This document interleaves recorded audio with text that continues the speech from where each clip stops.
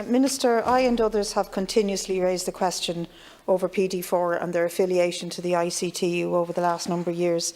And the reason we support the campaign for PDFORRA to affiliate and receive full recognition is not that we believe the ICTU is a panacea for all of the issues, but that at least it would allow a systemic way in which the Defence Forces personnel could have their issues raised and advanced.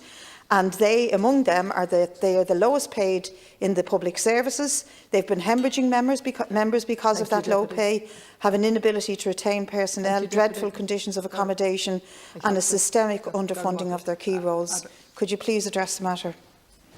Under the Defence Acts, Deputy 1954 to 2015, Permanent Defence Force representative associations are prohibited from being associated with or affiliated with any trade unions or any other body without the consent of the Minister.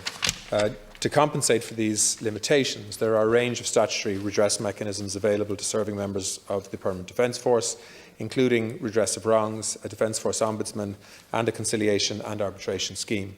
In 2017, the European Committee on Social Rights, in a non-binding ruling, found that Ireland was in violation of the European Social Charter in respect of the right to organise, that is, to affiliate to certain organisations, and the right to negotiate collective agreements. It found that of the prohibition of the right of military personnel to strike. The European Committee of Social Rights, in arriving at its decision, took into account a statement made in the complaint, which claimed that ICTU had stated that PDFORRA could be affiliated to ICTU with whatever conditions the government deemed necessary. The basis for the complaint predates a number of significant government initiatives, though. In relation to collective bargaining, the Permanent Defence Force representative associations were presented alongside other public sector unions and associations in the negotiations which led to the Public Service Stability Agreement 2018 to 2020, which were held under the auspices of the Workplace Relations Commission.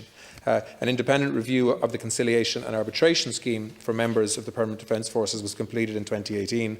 One of the recommendations from that review was that the official side should, with the consent of the Minister, engage in discussions with ICTU to explore the practicalities of the Permanent Defence Force representative associations forming an affiliation with ICTU, while giving due consideration to any likely conflict that may arise between such arrangements and the obligations of military service.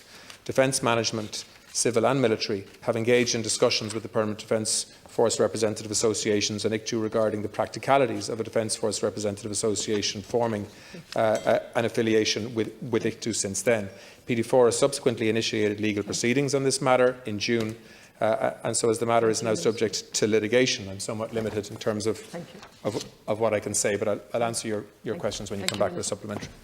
Okay, well, you more or less just read back to me a PQ I asked in October of this year, and I really didn't need that answer, because no matter what you say, whatever moves have been made have not addressed the situation in the last 12 months of low pay, poor conditions, appalling accommodation, and quite frankly, it's insulting and doesn't address the systemic issues in all grades.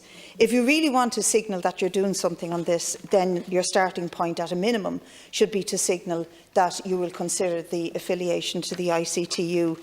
And you see, I don't believe it's a panacea for everything.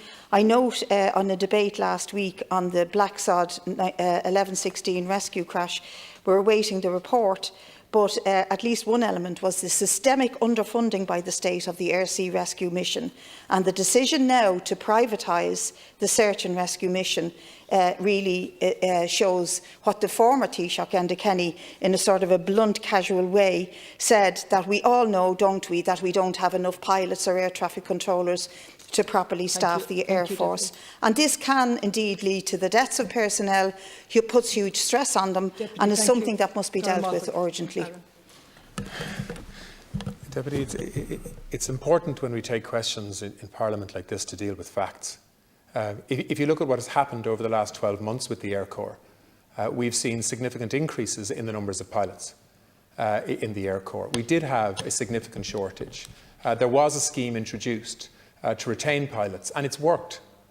And and we've seen people rejoining the Air Corps, which has been a huge assistance in terms of the pressures that we had 12 months ago as regards not having enough pilots. We're now trying to do the same in the naval service.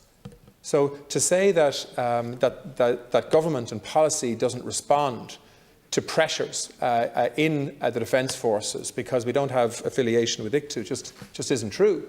I'm listening to representative bodies all the time in the Defence Forces. We're working with them to try to put schemes in place. We've increased the budget significantly this year for next year.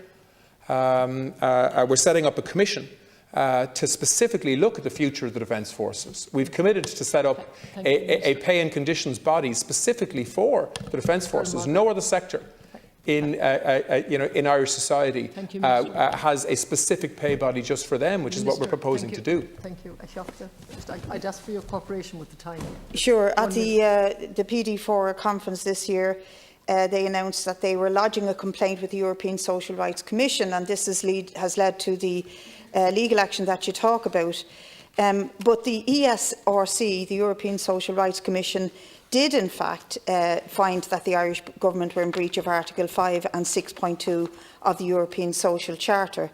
And PDFORRA have repeatedly said that the reason they want to affiliate to the ICTU is not to put pickets on barracks or withdraw their services from the roofs of the Oireachtas. It's because they want to be in the public sector pay talks. And there's a reason they want to be in the public sector pay talks, because I will repeat, they are the lowest paid section of the public sector. And I just read briefly from Tom Clonan's recent article in the Journal. Defence Forces have reached the point where they are unable to service their mission to protect the state of Ireland, its territorial waters and airspace. The abject state of affairs is a direct consequence of cuts imposed on defence spending in Ireland and of those being the lowest paid sector in the public service, and it's not being addressed.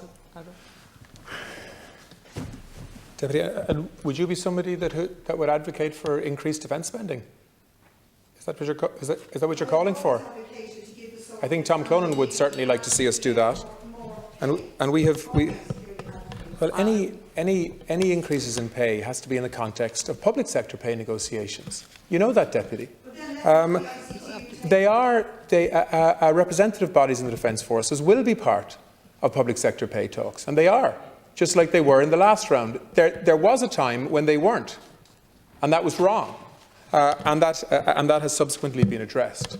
And it's my job to make sure that their case is heard and that they have a platform to make their case themselves as part of public sector pay talks. That is true. I do want to say before this House, though, that I don't have a closed mind in relation to affiliation to ICTU. But I want to do what's right for the Defence Forces. In my view, at the moment, I am most convinced by the arguments that setting up a specific pay and conditions body for the Defence Forces, because serving the Defence Forces is a unique type of national service. Thank you, Minister. And in my view, needs a body on its own to look at that unique service and how it's rewarded. Thank you, Minister. But as I say, I don't have a closed mind on any of this stuff, Deputy. I'm going to move on to the last priority.